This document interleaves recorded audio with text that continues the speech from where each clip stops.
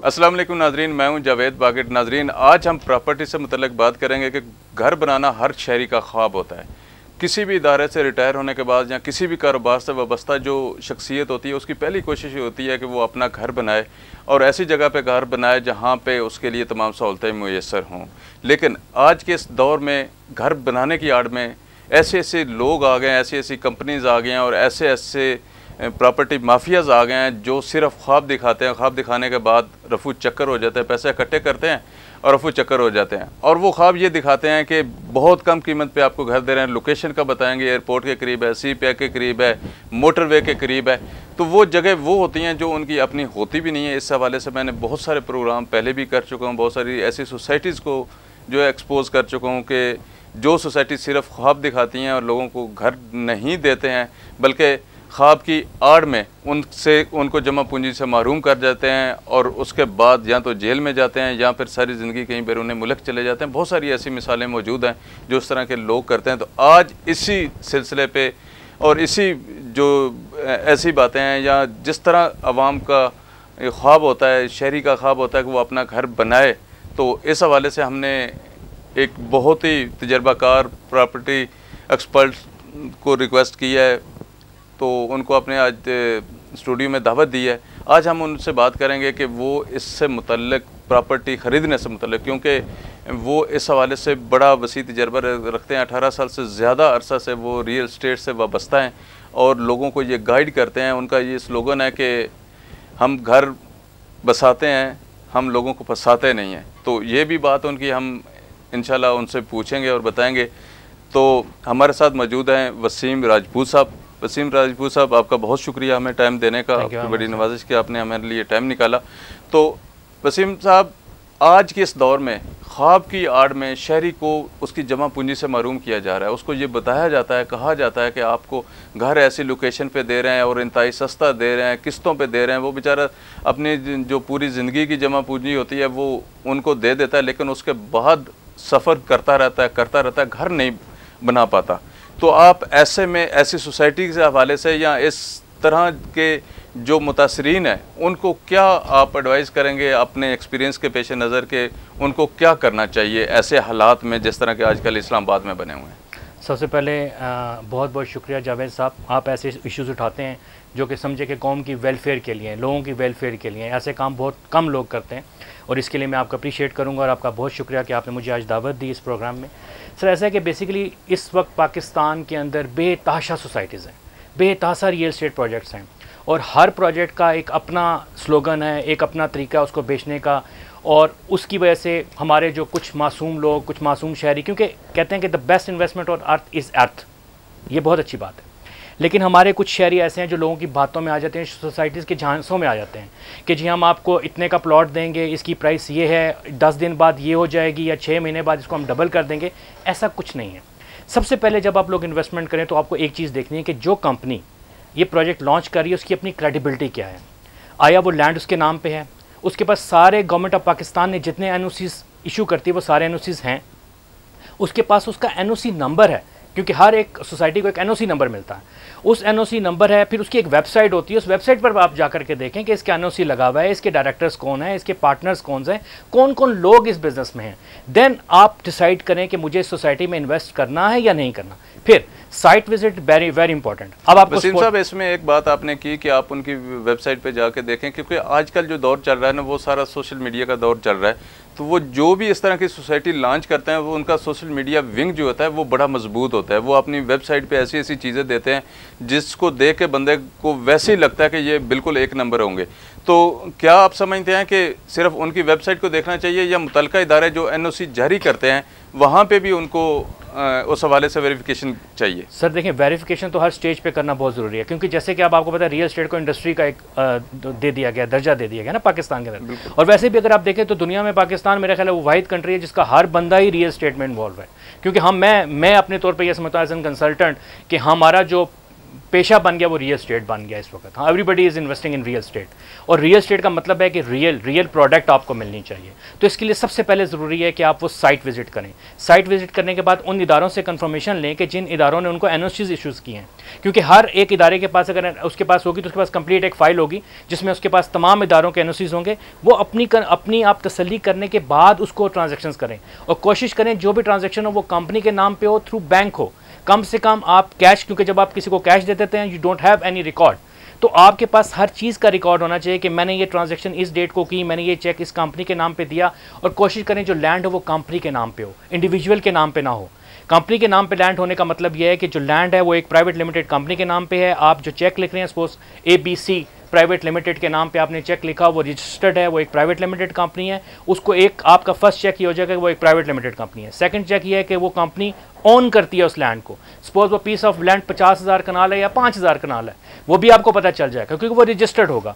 तो ये सारी कन्फर्मेशन करने के बाद आप लोग इन्वेस्टमेंट करें। अदरवाइज होता यह है कि आपको दिखाया कुछ जाता है, दिया कुछ जाता है। वसीम साहब, इसमें एक बड़ी अहम बात है जो मेरे जहन में अभी आ रही थी, मैंने कहा आपसे वो भी मैं पूछ लूँ। अमूमन ये होता है कि जिस तरह अभी नई नई सोसाइटीज़ मार्केट में आ गई हैं, तो वो सबसे पहले अपना एक प्रोग्राम करती हैं, अपने बहुत सारे जो रियल एस्टेट से वाबस्ता उनके जानने वाले दोस्त होते हैं उनको वो बुलाती हैं और उनको ये कहती है कि ये फ़ाइल इतने की है, आपको इतने की हम फ़ाइल दें।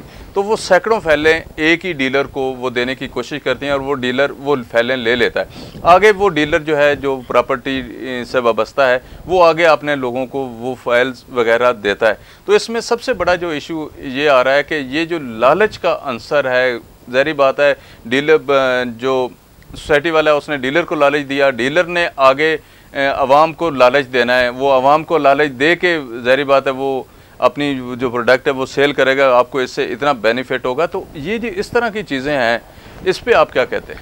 सर, जैसे एक छोटा सा मैं आपके साथ शेयर करूंगा वर्ड के, वो कहते हैं कि जो होता है ना लालची, उसको हमेशा गप्पी के हाथों नुकसान होता है। ठीक है, तो कोशिश करें इन लोगों से बचें कि जो आपको लालच देते हैं कि ये फ़ाइल आज आपने 1.5 लाख की ख़रीदी है, शाम तक ये आपको 20,000 रुपये मैं प्रॉफिट पे आपको ले लूँगा, मैं फ़लाने को भेज दूँगा। फिर वो कहेगी जी मेरे पास 10 फाइलें पड़ी हैं, 10 आप फाइलें मुझसे ले लें, 5 मैं आपको 7 वैसे दे देता हूँ, वो आपका प्रॉफिट हो जाएगा। तो इस चीज़ से आप बचें, बल्कि जो साइट आपको दिखाई जाने के, मुझे मेरे प्लॉट की लोकेशन बताएँ। अगर डेवलपमेंट स्टार्ट नहीं हुई तो उसे बताएं कि मेरे प्लॉट की लोकेशन क्या होगी, A ब्लॉक में है, B ब्लॉक में है, C ब्लॉक में है। हर एक ने अपना एक मास्टर प्लान बनाया होता है। सबसे पहले प्रोजेक्ट का एक मास्टर प्लान बनता है, उस मास्टर प्लान के ऊपर उन्होंने प्लॉटिंग की होती है। तो आपको आपका प्लॉट नंबर पता होना चाहिए, ना कि आपको ये पता होना चाहिए कि जी मैंने 2.5 लाख की फाइल ली है फलानी सोसाइटी की और अब ये मैं 4 लाख की बेचूंगा। तो वो फाइल जो है वो रद्दी है, उसका आपको कोई फ़ायदा नहीं है अनटिल अनलेस जब तक आपको उस प्लॉट की पोजीशन नहीं मिलती। तो कोशिश ये करें कि आप जो चीज़ लें, क्योंकि हम जब रियल एस्टेट की बात करते हैं तो रियल चीज़ परचेज़ करें, कागज़ परचेज़ मत करें। लेकिन इसमें वसीम साहब एक बड़ा अलमिया हमारे यहाँ के, आप जिस तरह बात कर रहे हैं कि आप अपने प्लाट की कीमत अदा करें, उसका नक्शा देखें। अब नक्शे मार्केट में आम बन रहे होते हैं। अब जिस तरह मैं कोऑपरेटिव सोसाइटीज़ की बात करूँ, बहुत सारी ऐसी कोऑपरेटिव सोसाइटी हैं जिन्होंने बहुत सारे ब्लॉक्स जो है ना वो इंट्रोड्यूस करवा दिए हैं, लेकिन उनकी जो असल पोजीशन है वो कुछ और है। लेकिन वो जो ब्लॉक इंट्रोड्यूस करवाए हैं उनके उन्होंने अलग से नक्शे बनाए हुए हैं। वो नक्शे वो अपने तौर पे अप्रूव कर लेते हैं, उस नक्शे में ऑफिस बैठे हुए, क्योंकि हमारे पास जो लोग आते हैं या जिनसे हम बात करते हैं या जो भी कोई चीज़ ख़रीदता है, तो उसके पास इतना टाइम नहीं होता कि वो साइट विज़िट करे। वो ऑफिस में बैठे कोशिश करता है कि उस नक्शे पे जाए और उसको ये दिखाया जाए कि ये आपका प्लाट फ़लान जगह पे है, फ़लान जगह ये आपका प्लाट है। तो ऐसे नक्शे, जो जैली नक्शे तैयार किए जाते हैं, इस हवाले से थोड़ा सा हमारे शहरियों को बताइएगा कि इससे भी थोड़ा सा बचें और ये ख्याल करें, कोशिश करें कि अपना साइट विज़िट करें या उसके बारे में जिस तरह आपने पहले जिक्र किया पूरे हक़ाइक़ जान लें। सर देखें, डेफिनेटली आपकी बात बिल्कुल ठीक है। हमें सिर्फ नक्शे पे नहीं जाना, हमें साइट विजिट करना है। हमें ये चेक करना है कि आया जितनी अथॉरिटीज़ ने वो ये जितनी लैंड क्लेम कर रहे हैं, आया इनके पास इतनी लैंड है भी कि नहीं है। सम टाइम आपके पास 500 कनाल होती है, आप 10,000 कनाल बेच रहे होते हैं।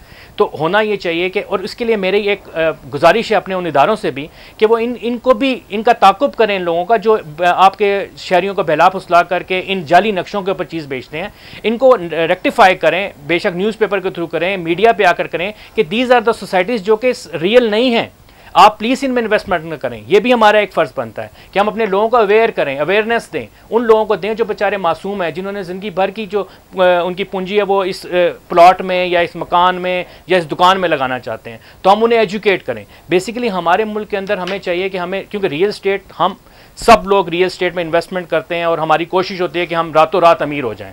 तो ये जो सोच है ये थोड़ी ख़त्म करनी पड़ेगी और रियलिस्टिक की तरफ आना चाहिए। और रियलिस्टिक अप्रोच ये है कि आप उस चीज़ के बारे में कंप्लीट इन्फॉर्मेशन ले लें। उसकी लैंड किसके नाम पे है, लैंड कितनी है, कितने इदारों ने इसको एनओसीज दिए हुए हैं, इसमें कोई लिटिगेशन तो नहीं है, यहाँ किसी का कोई नाजायज़ कब्जा तो नहीं है, या ये किसी की ज़मीन तो नहीं हमें बेच रहा। तो ये तमाम चीज़ें थोड़ी सी आपको, क्योंकि आपने अपनी ज़िंदगी भर के पैसे किसी को देने हैं, तो ये पैसे अब आपके अपने हैं, आपकी ज़िंदगी भर की मेहनत की कमाई है। इसको किसी के हाथ में देने से पहले आप कम से कम 4, 5, 6 दिन, 1 हफ्ता लगा लें, लेकिन उसको वेरीफाई ज़रूर करें। वसीम साहब ने बड़े अच्छे तरीके से, बड़े खूबसूरत अंदाज में हमें भी ब्रीफ किया और अपने जो शहरी हैं, जो हमारे नाजरीन हैं, उनको भी ये बताने की कोशिश की कि आप इन्वेस्टमेंट किस तरीके से करें, आप अपने उम्र भर की जो जमा पूंजी है उसको किस तरह से सर्व करें और किस तरह से लगाएं और कहाँ पे लगाएं। तो वसीम राजपूत साहब का कहना है कि हम लोगों को फंसाते नहीं हैं, हम लोगों के घर बसाते हैं। इस हवाले से मुख्तसर सा हम उनसे जानना चाहेंगे कि इस स्लोगन का, या ये जो आपने स्लोगन बनाया है, इसका बेसिक मकसद क्या है। आपने इन्हीं चीज़ों को देख के किया है कि जिस तरह सोसाइटी वाले लोगों को फंसा रहे हैं, इसी को देख के इसमें किया है। और थोड़ी सी अपनी एक्सपर्टी के बारे में हमें बता दीजिएगा, हमारे नाजरीन को बता दीजिएगा कि आप बेसिकली करते क्या हैं। अब बेसिकली जैसे मैंने कहा ना कि हम लोगों को बसाते हैं, फंसाते नहीं हैं। इससे मुराद ये है कि हम उसी सोसाइटी के साथ, उसी डेवलपर के साथ, उसी बिल्डर के साथ काम करते हैं जिसके पास सारे डॉक्यूमेंट्स कंप्लीट हों, जिसके पास सारे एनओसीज हों। हम वही प्रॉपर्टी रिकमेंड करते हैं कि जिसका हमें कंफर्मेशन है कि तमाम इदारों ने से सारे एनओसीज दिए हैं और किसी भी स्टेज में ये रुकेगा नहीं। सपोज आप हाई राइज की तरफ चल जाए तो हाई राइज प्रोजेक्ट में ऐसा नहीं है कि आप लोग पैसे दें तो वो कंप्लीट होगा। इन केस आपकी इंस्टॉलमेंट्स लेट भी हो जाती हैं, लेकिन डेवलपर के पास इतना पीछे पैसा होना चाहिए कि वो उसको कंप्लीशन करे, उस प्रोजेक्ट को कंप्लीट करे और उसको डिलीवर करे। वैसे हम लोग जो काम करते हैं, हम लोग इंटरनेशनल ब्रांड्स के साथ भी डील करते हैं, हम लोकल ब्रांड के साथ भी डील करते हैं। मॉल मैनेजमेंट, ब्रांड प्लेसमेंट, ये हमारा कोर जॉब है। इसके अलावा सेल्स, मार्केटिंग, प्रोजेक्ट की इमेज बिल्डिंग। बेसिकली सबसे जो इंपॉर्टेंट चीज़ है वो आपका इमेज है। कोई भी प्रोजेक्ट उसी चीज़ पे बिकता है जिसका इमेज अच्छा हो। और इमेज किस तरह बनता है? आपकी क्रेडिबिलिटी। आपकी क्रेडिबिलिटी कैसे बनती है? आपकी प्रीवियस प्रोजेक्ट जो आपने डिलीवर किया, उससे जो आपने डिलीवर किया है वो आपकी क्रेडिबिलिटी है, उसी के बिहाफ पे लोग आपसे परचेज करते हैं। तो मैं ये चाहूँगा कि जिन लोगों ने डिलीवर किया है उनकी एक पूरी हिस्ट्री है, आप उनकी एक हिस्ट्री चेक कर सकते हैं। कुछ नए लोग भी मार्केट में हैं, कुछ पुराने लोग भी मार्केट में हैं, तो हर एक की एक प्रॉपर हिस्ट्री है, एक क्रेडिबिलिटी है। तो हम उन्हीं लोगों के साथ काम करते हैं जो क्रेडिबल हों और जो प्रोजेक्ट को डिलीवर करते हैं। बहुत ज़बरदस्त वसीम साहब ने हमें बड़ा अच्छी तरह से, बड़ी डिटेल में ब्रीफ किया और बताया।